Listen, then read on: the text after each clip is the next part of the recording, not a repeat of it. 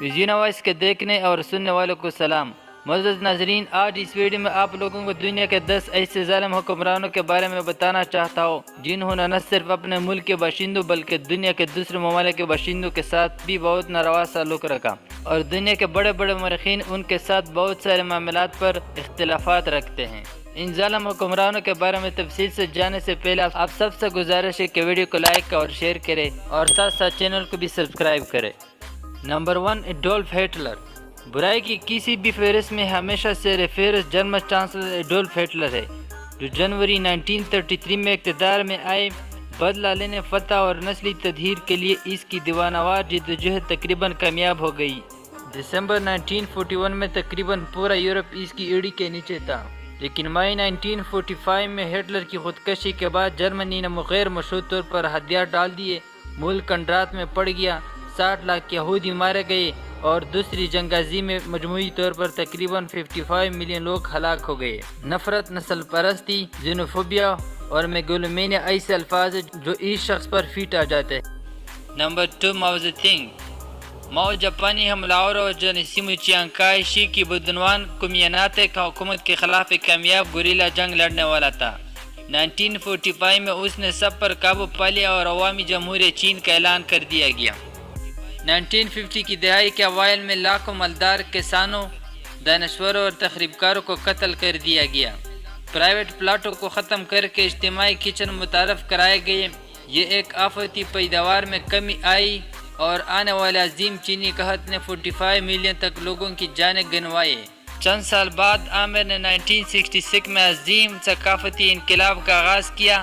لاکھوں لوگوں کو اذیت اور عوامی تذلیل، منمانی قید، سخت مشقت اور پھانسی کا سامنا کرنا پڑا۔ 1976 میں جب ماؤ کا انتقال ہوا تو ملک کی فی کسا آمدنی کانگو سے کم تھی اور چین نے 55 ملین سے زیادہ جانیں گنوائی تھی۔ Number 3، Joseph Stalin. برے آدمی کی کسی بھی فہرست میں سوویت آمر جوزف اسٹالن کا نام سب سے اوپر ہے۔ وہ 1920 کی دہائی میں لینن کی موت کے بعد اقتدار میں آئے۔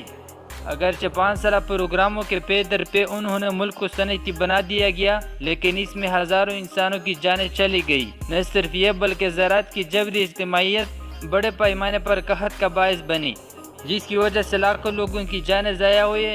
اس کے بعد عظیم دہشت گردی آئی جس میں پارٹی کی آلات اور معاشرے کو پاک کرنا شامل تھا۔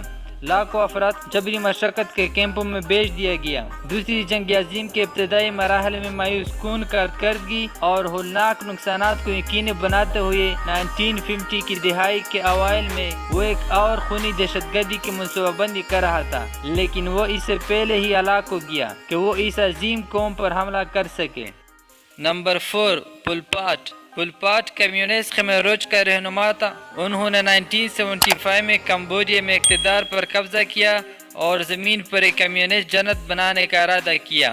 ایک زرعی معاشرے کے اپنے ویژن کو پورا کرنے کے لیے شہری آبادی کو اجتماعی کھیتوں میں کام کرنے کے لیے زبردستی ملک کی طرف منتقل کیا گیا۔ پیسوں کو ختم کر دیا گیا اور تمام شہریوں کو ایک جیسا سیاہ لباس پہننے پر مجبور کر دیا گیا۔ چند ایک کے علاوہ بہت سے دانشوروں کو قتل کر دیا گیا۔ سوشل انجینئرنگ کی اس تجربے کی بنیاد پر تقریباً 25% آبادی کی جانوں کو داؤ پر لگایا اور اسے بالی ووڈ کی فلم کلنگ فیلڈز میں بھی دکھایا گیا ہے۔ انہوں نے جو مظالم اپنے لوگوں پر کیے تھے ان کو بالی ووڈ کی فلم کلنگ فیلڈز کا حصہ بھی بنایا گیا۔ 4 سال بعد ویتنام کی فوج پر حملہ کر کے اس کی حکومت کا خاتمہ ہو گیا۔ Number 5، Leopold II۔ بیلجیم کا بادشاہ لیوپولڈ II ان حکمرانوں میں شامل ہے جن کو تاریخ برے الفاظ سے یاد کرتے ہیں۔ انہوں نے کانگو کو 1885 میں برلن کانفرنس میں اپنی نجی جائیداد کے طور پر حاصل کیا تھا، جب افریقہ کا بیشتر حصہ یورپی طاقتوں میں تقسیم تھا۔ شروع سے اس بڑی کالونی سے زیادہ دولت نکال رہا تھا۔ اس کے دور حکومت میں لاکھوں کانگو باشندوں کو بشمول بچے مسخ کر دیے گئے، مارے گئے یا بیماری سے مر گئے۔ ربڑ جمع کرنے کے کوٹے کو پورا کرنے میں ناکامی کی سزا موت تھی۔ پیداوار بڑھانے کے لیے جبری مشقت کا آغاز کیا گیا۔ کانگو میں اس کی ظالمانہ حکومت کے دوران تقریباً 10 ملین لوگ مارے گئے۔ حالات اتنے بگڑ گئے کہ 1908 میں اسے کالونی بیلجیم کی ریاست کے حوالے کرنے پر مجبور ہونا پڑا۔ نمبر 6، کیم ٹو سانگ۔ کیم ٹو سنگ 1949 سے لے کر 1994 میں اپنی موت تک شمالی کوریا کے عامل رہے۔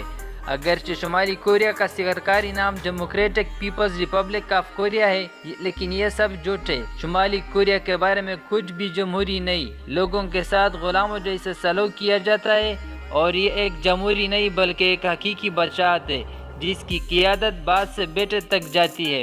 کیم نے 1950 میں جنوبی کوریا پر حملہ کیا اور اس جنگ میں تقریباً 30 لاکھ لوگ مارے گئے، جن میں شمالی کوریا کی آبادی کا 12 سے 15% شامل تھا۔ اس کے بعد اسٹالینسٹ معاشی پالیسیوں اور وسیع پیمانے پر جبر نے غربت اور قحط کو جنم دیا، جس میں لاکھوں لوگ مر گئے۔ افسوس کی بات یہ ہے کہ ان کے بیٹے اور پوتے کی قیادت میں ملک میں زیادہ بہتری نہیں آئی، دونوں ہی اپنے طور پر بالکل بے رحم اور ظالم لیڈر ہیں۔ Number 7، Saddam Hussein. Saddam Hussein 1979 سے 2003 تک عراق کے صدر تھے۔ عام خیال یہ ہے کہ ان کی زندگی اقتدار کی پیاس تھی، چاہے انسانی خون کی قیمت کتنی ہی زیادہ کیوں نہ ہو۔ صدام کردش کے لوگوں کو زیر کرنے کے لیے سرسوں اور اعصابی گیس سمیت اپنے ہی لوگوں کے خلاف دہشت گردی کا استعمال کرنے کے لیے قابل ذکر تھا۔ انہوں نے 1980 میں ایران پر حملہ کیا اور 10 لاکھ لوگ مارے گئے۔ کچھ نہ سیکھنے کے بعد اس نے 1990 میں پہلی خلیجی جنگ کی قیادت کرتے ہوئے کویت پر حملہ کیا اور مزید 85,000 لوگ ہلاک ہوئے۔ جنگ کے بعد ہونے والی بغاوتوں کے نتیجے میں تقریباً 150,000 شہری مارے گئے۔ ظلم کی فہرست اس وقت تک جاری رہتی ہے جب تک کہ اسے 2003 میں امریکہ اور اتحادی افواج نے گرا دیا اور 2006 میں پھانسی دی گئی۔ نمبر 8، ایدی امین۔ ایدی امین 1971 میں فوجی بغاوت شروع کرنے کے بعد یوگانڈا کے ڈکٹیٹر کے طور پر حکومت کی۔ امین کا رویہ 1970 کی دہائی میں مسلسل خراب ہوتا گیا۔ اس نے تمام ایشیائی باشندوں کو نکال دیا اور ان کے کاروبار اپنے ساتھیوں کے حوالے کر دیے، جس کی وجہ سے معیشت تباہ ہو گئی۔ اس کے باوجود حریف یوگانڈا کے قبائل پر اس کے پرتشدد ظلم و ستم کے مقابلے میں ایشیائی لوگ خوش قسمت تھے جو اس کے قتل و غارت سے بچ گئے۔ ان کے دور حکومت میں مرنے والوں کی کل تعداد 10 ملین کی آبادی میں سے نصف تھی۔ وہ قائد کرنے والے لوگوں کو مگرمچھوں کو زندہ کھلاتے تھے۔ اسے اس پر فخر تھا کہ اس نے سیاسی دشمنوں کے کٹے ہوئے سر اپنے فریزر میں رکھے ہیں۔ حالانکہ اس نے کہا کہ انسانی گوشت عام طور پر اس کے ذائقے کے لیے بہت زیادہ نمکین ہوتا ہے، لیکن وہ 1979 میں معزول ہو کر سعودی عرب فرار ہو گئے تھے۔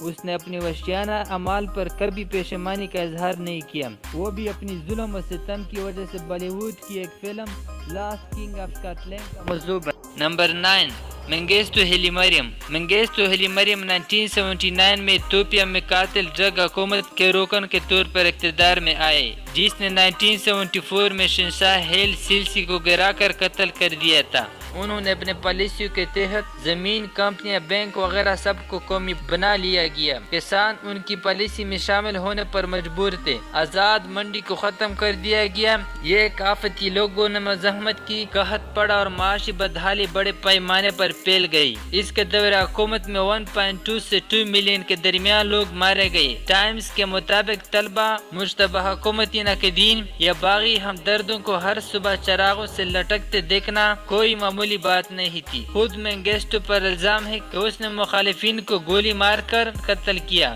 یہ کہتے ہوئے کہ وہ مثال کے طور پر رہنمائی کر رہا ہے۔ اس کا خیال تھا کہ وہ جس انداز میں رہنمائی کرے کوئی اور نہیں کر سکتا ہے۔ سوویت یونین کے ختم ہونے کے بعد ان کی پوزیشن غیر مستحکم ہو گئی اور وہ نمبر 10، جوزف مینگل۔ 22ویں صدی کے برے رہنماؤں کی کوئی بھی فہرست جوزف مینگل کے بغیر مکمل نہیں ہے۔ جوزف مینگل کا عرفی نام ٹوڈی سنگل تھا، یعنی موت کا فرشتہ، کیونکہ وہ زندہ انسانوں کے ساتھ بہت زیادہ ظلم کرتے تھے اور اس کی وجہ سے اسے موت کے فرشتے کا خطاب دیا گیا۔ اس کی ڈیوٹی ایک کیمپ پر لگی ہوئی تھی اور وہ اپنے دور کا ایک ممتاز ٹی وی ڈاکٹر تھا۔ اس نے متاثرین کو گیس چیمبروں میں مارنے کا انتخاب کیا اور وہ اس کے لیے گیس کا استعمال کرتے تھے، یعنی وہ گیس کا استعمال کر کے قیدیوں کو قتل کرتے، لیکن جس چیز نے اسے بدنامی کے اس ٹاپ 10 میں جگہ دی وہ انسانوں پر اس کا تجربہ ہے۔ وہ جڑواں بچوں کی طرف زیادہ راغب تھا۔ انہوں نے جڑواں بچوں پر جو تجربات کیے، ان میں اعضاء کا کاٹنا، جان بوجھ کر ایک جڑواں ڈائبٹی یا کسی اور بیماری سے متاثر کرنا اور اس جڑواں کا خون دوسرے میں منتقل کرنا شامل تھا۔